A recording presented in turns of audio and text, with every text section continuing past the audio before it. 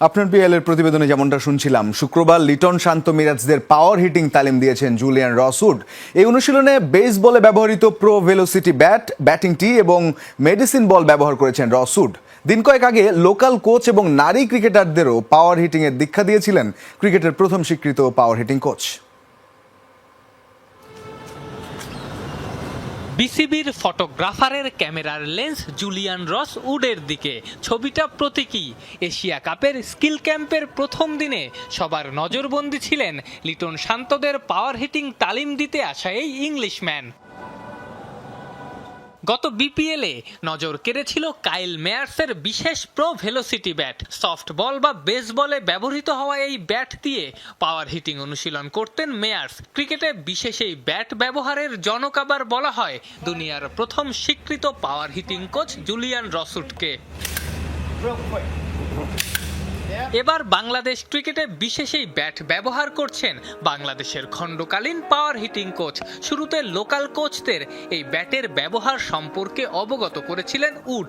শুক্রবার বিসিবির ইনডোরে লিটন মিরাজ শান্তদের হাতে কলমে সেই ব্যাট ব্যবহারের দীক্ষা দিলেন রসউড। মূলত বিশেষ এই ব্যাট দিয়ে অনুশীলন করলে ক্রিকেটারদের ব্যাট সুইংয়ের উন্নতি হয়, হ্যান্ড স্পিডও বাড়ে।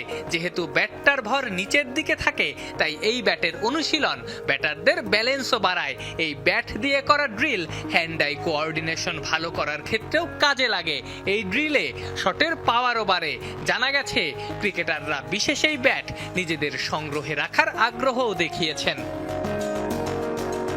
এমনকি মেডিসিন বল দিয়ে ক্রিকেটারদের পাওয়ার হিটিং এর তালিম দিয়েছেন উড।